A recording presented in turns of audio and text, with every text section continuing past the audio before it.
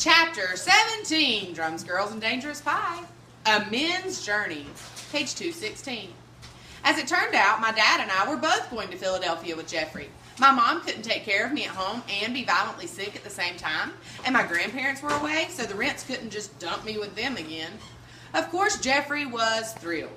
Wow, Stephen, we're going on a men's journey tomorrow. Me, you, Daddy, this is going to be great. Wait till my methotrexate drip starts. We'll get to watch Shrek and Peter Pan right in a row if we want. And then we'll say my stomach hurts and we'll both get Jell-O, and you can ride a real wheelchair, and then you can come to play therapy with me. And if you want, you can go to the cafeteria during my vincristine push if the throwing up will bother you.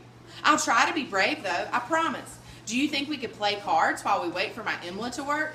I love Go Fish. That's what Mommy usually plays with me. Do you know how to play it? Meanwhile, my mom was upstairs taking a break from hurling so she could brief my dad. Okay, honey, make sure they give you the IMLA cream as soon as you get there. Remember, it takes an hour to numb his skin completely, so you have to get it on there right away. Jeffrey likes if you spread it over his port yourself, but don't forget to warm it up between your hands first so it won't be cold on his skin. Then they'll flush the port and do the blood work. Jeffrey doesn't mind seeing the blood drawn, but you might want to send Stephen on an errand so he won't have to look at it. He hated watching them access Jeffrey's port at the emergency room that time. Oh, what's next? The oncologist will probably come in to ask you some questions before we start the methotrexate. I'll write a note tonight, but basically you can tell him that Jeffrey hasn't been vomiting as much and his CNS seems fine. He'll know what that means. Oh, I forgot. If it's Dr. Arena, hold Jeffrey's hand. Jeffrey is afraid of him. If it's Dr. Moses, you're okay. He's Jeffrey's favorite. Speaking of favorites, Jeffrey loves the snow cones from the third floor lounge. He swears they taste better than the ones on his floor. After a head swimming 20 minutes of this, my mom had to run back into the bathroom, but even then you could faintly hear her. And tell Dr. Moses to call Dr. Purrow as soon as the CBCs come down. Dr. Purrow has a question about the leucovorin dosage. Then she had to stop giving orders for a while as the sickness overcame her. It was going to be a long few days for all of us. Hours later, as I was lying in bed, I realized that my dad still hadn't given a final ruling on the benefit concert. Then I started thinking about paying the bills and about what I would see the next day at the hospital and about schoolwork I would miss by being absent. Needless to say, it took hours to fall asleep. When I finally did, I had the dream. As always, I woke up screaming.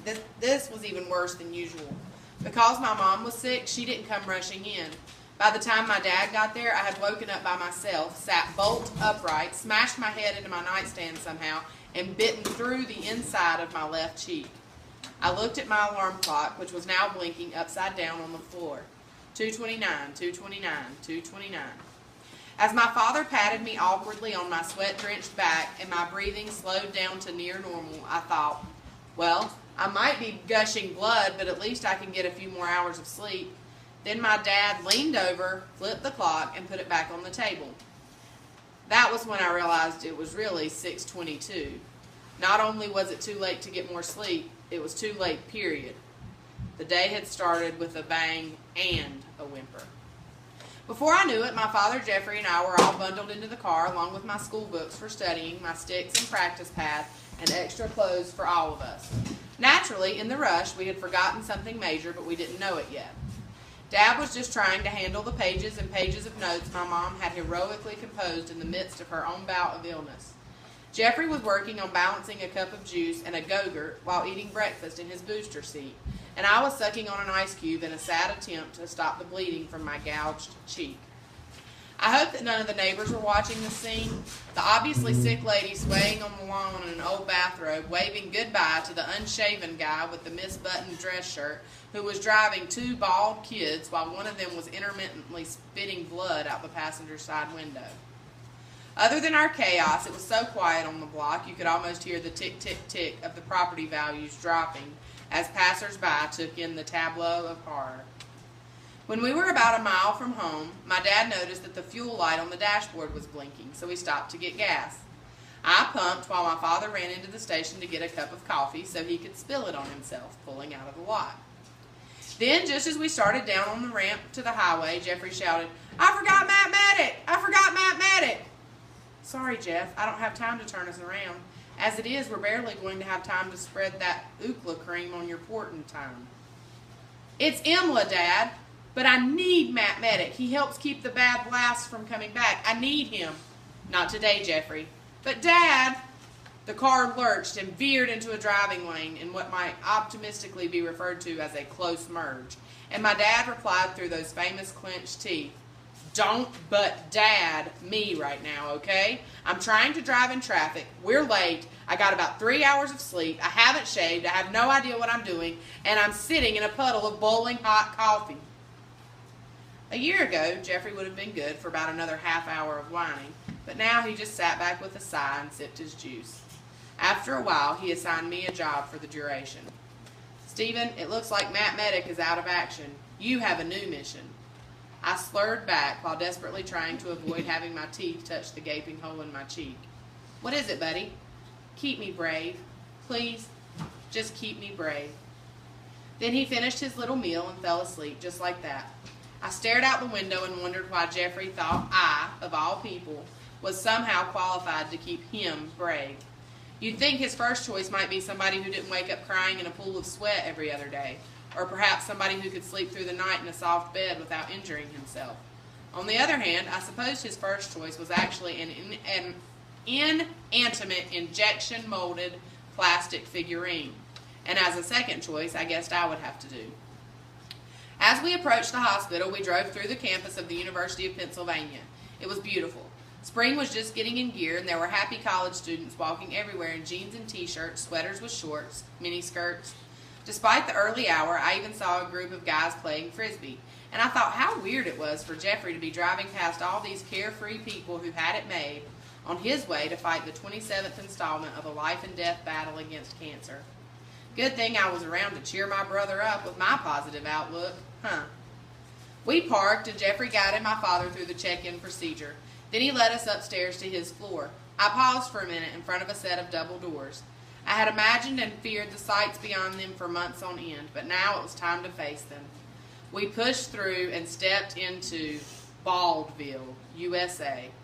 There were sick kids everywhere, walking with IV poles, playing games, lying in beds, watching TV, sleeping. I had known I'd see lots of hairless little Jeffreys there, but there were kids of all ages. Some were older than me, some were probably in grade school, and a few were infants, which made me catch my breath. Some seemed healthier than Jeffrey, and others were in such bad shape that they had to be pushed in wheelchairs. There were a lot of family members too, but my eyes kept being drawn back to the patients. I was especially shaken by the sight of a girl who was probably my age. She was leaning against the wall in a robe, talking on a cell phone, even though you weren't supposed to use cell phones in the hospital. Her hair was almost gone and her body just a wisp, but you could tell that she had been gorgeous before the cancer. I hoped she'd be gorgeous again. She looked over at me with those pale blue eyes that you could tell had a lot going on behind them. I looked away and hurried to catch up to Jeffrey. While my father and Jeffrey were getting set up in the room, I kind of hovered near the door. A friendly-looking, youngish lady came up to me. Her name tag said, "Andrea McDermott, Child Life Specialist." She started right into a conversation. "A little overwhelming, isn't it? I'm Andy. You must be Jeffrey's brother, Stephen. He talks about you all the time. He is a brave little guy. You know him?" "Yes, I check in on him every week. Sometimes I get him into an art class or a story time or a game hour. Other times we just talk or play cards. Go fish, right?" "Yep, I guess he enlists you to play too. Listen, you probably have about half an hour before Jeffrey is ready for treatment. Would you like to visit the chapel?" Why?" "Well, your mother spends a lot of time there whenever Jeffrey is asleep or occupied, so I thought you might want to also." Mom prays for Jeffrey? Of course Mom would pray for Jeffrey, but somehow it hadn't occurred to me she had a whole routine for it. "No, thanks. I think I'll stick around in case my brother needs me." "Okay, I'm glad to finally meet you. Jeffrey thinks the world of you, and I can see why." The morning was like that. Hang around, stare at people, distract Jeffrey for a while, meet random new people who know all about my brother, stare some more. The amazing thing was how comfortable Jeffrey was there. I mean, it seemed like a very nice place, and I was glad so many people cared about him, but I couldn't imagine feeling that at home in a cancer ward. We ate lunch while Jeffrey was getting his methotrexate, whatever that was. Evidently, this medicine was going to drip into him for 24 hours, and then they would give him other drugs to minimize the poisoning he would get from this drug. Anyway, after lunch, my dad went to talk with the doctors. Jeffrey and I were watching Shrek on video when all of a sudden an alarm started clanging away. I must have jumped about a foot, but Jeffrey barely blinked. "Jeffrey, what's that? Is there a fire? Should I get you out of here?" He didn't even look away from the TV. "It's just a code, Stephen. It happens all the time." "A code? Wasn't that like on those TV hospital shows when somebody..." Just then, a whole squadron of medical people ran by the open room door, carrying all sorts of equipment and shouting directions at each other. I was sure then, a code was when a patient's heart stopped. All of those doctors and nurses were charging down the hall to try and jumpstart a child's heart. And Jeffrey saw this so often that it didn't even tear him away from his movie. The day went on with an unlikely combination of boredom, anxiety, and bland food that you only find in hospitals. By early evening, as Jeffrey was dozing and my father was talking with yet another medical person about something, I couldn't stand to be sitting in the room anymore. I grabbed my sticks and pad and set out in search of a private place to practice. In a hidden little alcove at the very end of the hall, I found a tiny room with washers and dryers. I guess it was there so families could do their laundry during long stays, but I had my own mission going on. I sat on top of the washer, put the pad on top of the dryer, hooked the door strap shut with an outstretched foot, and started running through my rudiments. It felt great to be concentrating on myself again, and the mindless repetition was relaxing. I must have played for about 45 minutes nonstop. Then somebody banged on the door, which startled the heck out of me. I half jumped, half fell off the washing machine. As I reached the door, I dropped my sticks with a massive clutter. At that same moment, I realized I had once again bitten my cheek in the exact same place and that it was bleeding like a stuck pig. I swung the door open with a semi-angry, "What?" Guess who was standing there, looking somewhat taken aback by the blood-drooling, shaved-head madman in the closet? The girl I had seen that morning. She was wearing jeans and an Aeropostale shirt instead of the robe, and those eyes were unmistakable. Hey, I didn't mean to bother you. I just wanted to see what was going on. There's not much action here at night." "Yeah, I noticed." "I'm sorry," I yelled. "I just kind of zone out when I'm playing." "I listened for a while before I knocked. You're very fast."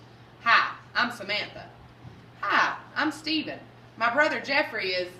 Yeah, everybody here knows Jeffrey. He's quite a character. "Did he tell you about the time he kissed the night nurse?" Oops.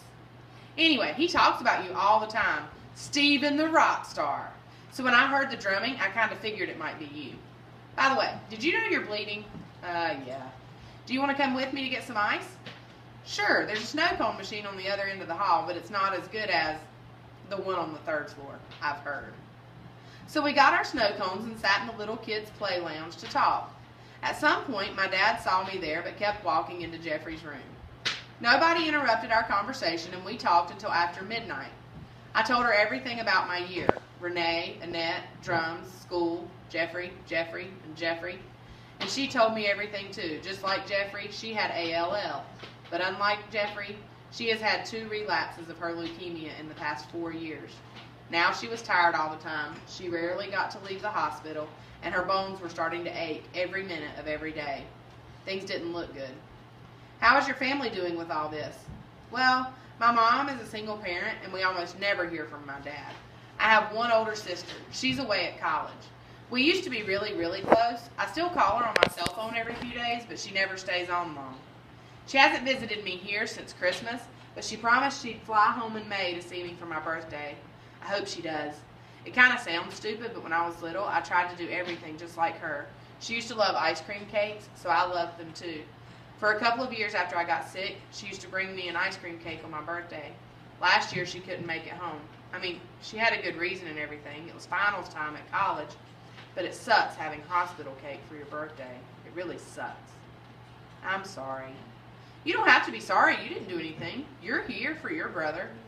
"Well, I guess I am, but I get mad at him sometimes, and I haven't been here with him before today." "Well, you're here for him now. Believe me, that counts for something."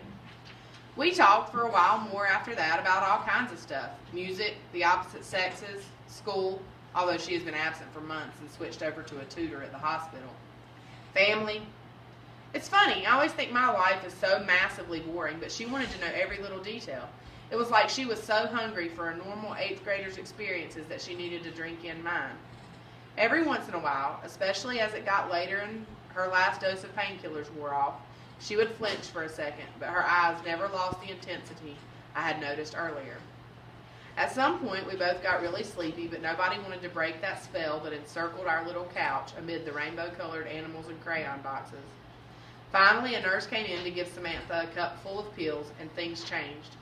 When the nurse walked back out, the mood had vanished, and we were just two bald kids on the sofa.